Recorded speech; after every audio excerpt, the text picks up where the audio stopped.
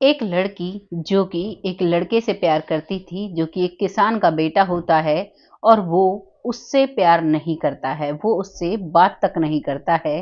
वो लड़की उससे इतना सच्चा प्यार करती है कि दूसरा जन्म लेकर आती है और उससे इस जन्म में शादी करती है। बिल्कुल, ये सच्ची कहानी मैं आपके सामने लेकर आई हूँ। तो आइए जानते हैं कैसे वो लड़का, क्या कारण था जो वो शादी नहीं करता है और कैसे वो इस जन्म में शादी कर लेती है उससे आकर। नमस्कार, मैं महक चौधरी आज आपके सामने फिर से एक सच्ची कहानी लेकर आई हूँ।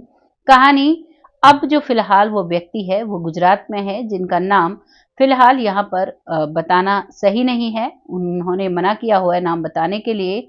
और जो उनका पिछला जन्म होता है वो होता है आसाम के बागान में, जो चाय के बागान होते हैं उनमें वो एक किसान होता है।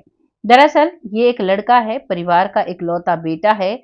माता पिता हैं बहुत ही प्यार करने वाले, और जो पिता है वो एक साधारण से किसान हैं। वो खेती करते हैं, चाय की पत्ती उगाते हैं और खेती करने के बाद फिर जो भी उससे प्रॉफिट होता है उससे उनका घर चलता है। जो इसकी माँ होती है वो उसे बहुत प्यार करती है। लड़का धीरे धीरे बड़ा हो रहा है, और जब वो बड़ा होता है तो बड़ा होने के बाद उसका पिता कहता है कि बेटा, तुम्हें खेतों में काम करना चाहिए। अब बेटा पिता के कहने पर खेतों में जाता तो है, लेकिन वो कुछ दिन ही लग कर काम कर पाता है। वो बार बार खेतों में जाता और फिर 10 दिन काम करता और फिर उसके बाद 15-15 दिन के लिए गायब हो जाया करता। यूं ही उसे घूमना फिरना बहुत पसंद था। जवान हो चुका था, लेकिन उसे कमाई से कोई मतलब नहीं होता है। वो बहुत ही आध्यात्मिक किस्म का एक इंसान था। मतलब वो ये सोचता था हमेशा कि मैं यहाँ क्यों हूँ, यहाँ कैसे आया, आखिर मेरा जीवन किस लिए है। यही उथल पुथल उसके जीवन में चलती है, और वो अब धीरे धीरे काफी शादी के लायक हो जाता है। वहीं जो उसका पिता किसान है, वहां पर गांव के काफी लोग मेहनत करने के लिए आते थे, मजदूरी करने के लिए आते थे, और उनको उसका पिता उसकी जो लेबर चार्ज होता है वो पैसे दिया करते।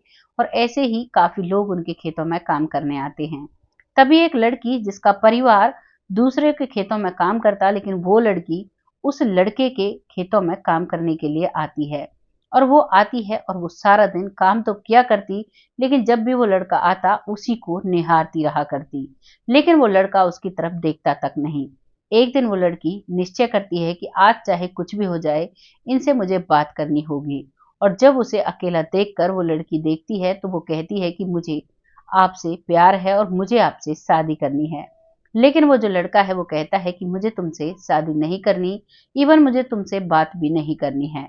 और उस लड़की को वहीं पर छोड़कर, और जो उसका भाई है वो भी चाहता है कि मेरी बहन की शादी इससे हो जाए, लेकिन वो नहीं मानता है और वो अपना जीवन ऐसे ही जीता रहता है। धीरे धीरे वक्त निकलता है, वो लड़की इंतजार करती रहती है, लेकिन वो उससे शादी नहीं करता है। वो लड़की भी किसी से शादी नहीं करती है। और अब एक दिन ऐसा होता है कि जो वो लड़का है, उसके पिता की तबीयत काफी खराब हो जाती है। पिता की तबीयत जब खराब होती है, जब वो हॉस्पिटल में एडमिट होते हैं, तो वो कहते हैं कि बेटा, सब कुछ संभाल लेना, मेरा शायद अंत समय आ गया है, देख लेना जैसे तुम संभालोगे। वो मुस्कुरा भी रहे थे, लेकिन उसके चेहरे पर वो शांति नहीं थी, क्योंकि उन्हें पता था कि मेरा बेटा कमा नहीं सकता और कैसे मेरा परिवार चलेगा।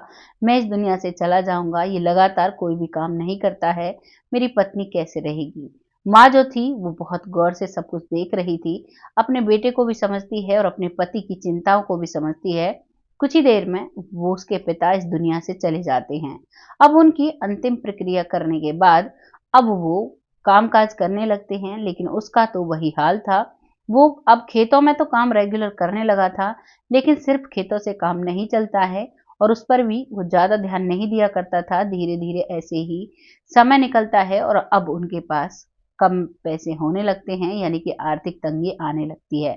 पहले तो ये लोग लेबर लगाकर काम कर लिया करते, लेकिन अब लेबर को देने तक के पैसे नहीं होते हैं। धीरे धीरे वक्त निकलता है, लेबर भी काम पर आना बंद हो जाती है, लेकिन वो लड़की आज भी काम करने के लिए आती है। वो उसकी तरफ निहारती रहती है, लेकिन वो लड़का उससे बात तक नहीं करता है। अब उसके खेतों में वो लड़का और लड़की दोनों ही काम करते हैं, और कोई भी लेबर नहीं होती, और वो खुद भी काम करता है।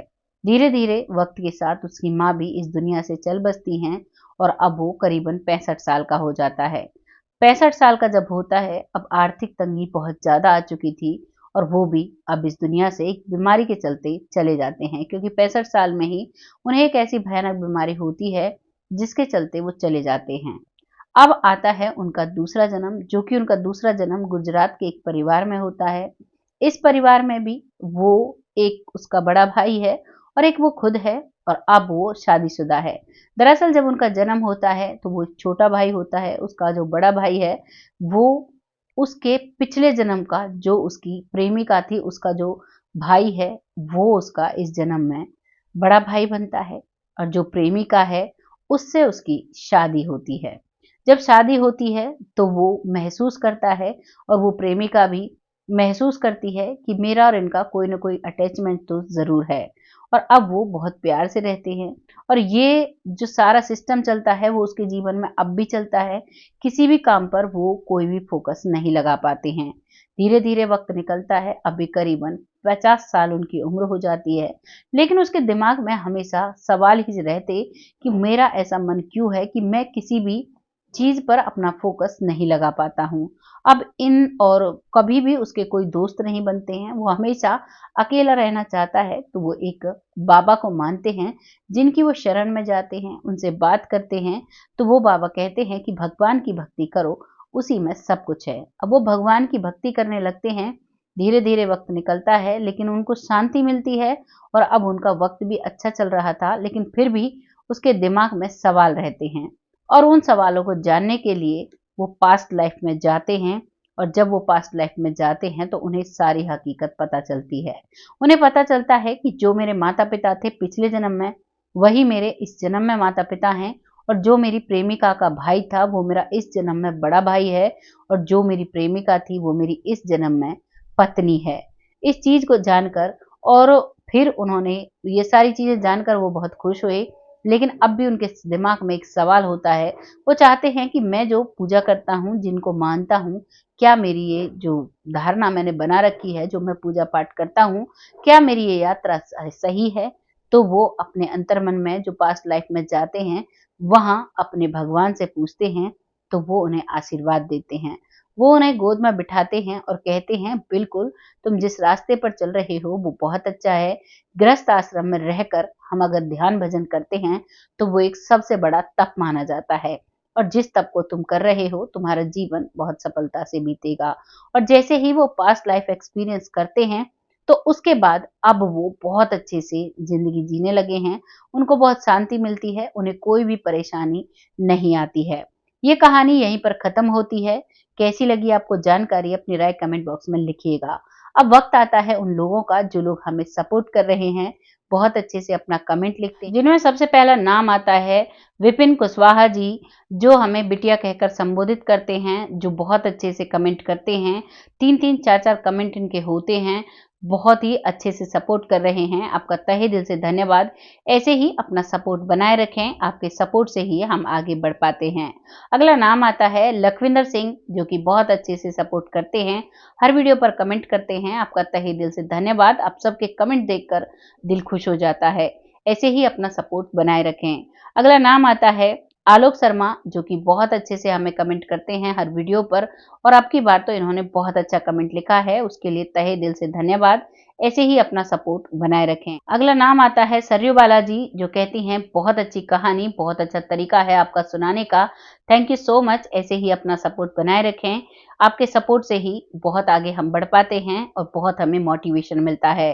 अगला नाम आता है कल्पना जी, जो कि हमें कमेंट करती हैं, और उनके कमेंट से हमें बहुत मोटिवेशन मिलता है। कहानी की तह तक जाने में हमें बहुत अच्छा लगता है। आपका तहे दिल से धन्यवाद। ऐसे ही हमें सपोर्ट करते रहें। अगला नाम आता है लीलाबेन देसाई जी, जो हमारी हर वीडियो पर कमेंट भेजती हैं, थैंक यू सो मच। ऐसे ही अपना कमेंट भेजते रहें। आज के लिए बस इतना ही। जो लोगों का नाम रह गया है, उनका अगली वीडियो में ले लिया जाएगा। ऐसे ही हमें सपोर्ट करते रहिए, और उसके लिए हम क्षमा मांगते हैं अगर किन्हीं का नाम रह गया है तो, लेकिन अगली वीडियो में ज़रूर आएगा। बहुत जल्द फिर से ऐसी किसी कहानी के साथ आती हूँ। तब तक खुश रहें, आबाद रहें, अपने रिश्तों का खासा ख्याल रखें, क्योंकि यही रिश्ते हैं जो हमें जन्म-जन्मों तक मिलते हैं। कभी कोई हमारा पिता बनता है, तो कभी कोई हमारा भाई बनता है। कोई प्रेमिका अधूरे टाइम पर रह जाती है, तो वो अगले जन्म में पत्नी बनकर आती है। आपको जैसा भी लगा है कहानी को सुनकर राय लिखिएगा ज़रूर और अपना एक्सपीरियंस हमारे साथ शेयर करिएगा। अगर किसी के साथ ऐसी कहानी हुई है, तो वो अपनी कहानी हमें लिखकर ज़रूर भेजें, जिससे कि हम आपकी कहानी भी आप लोगों के माध्यम में ला सकें, आप लोगों के बीच में ला सकें। आपके इस अपने चैनल के माध्यम से हम सभी लोगों के सामने आपकी कहानी भी रख सकें। तो कोशिश करिएगा, जिसके पास भी कोई कहानी है, सच्ची है, तो हमें ज़रूर भेजें, हम उस कहानी को अपने चैनल पर ज़रूर लेकर आएँगे। तब तक के लिए जय हिंद, जय भारत।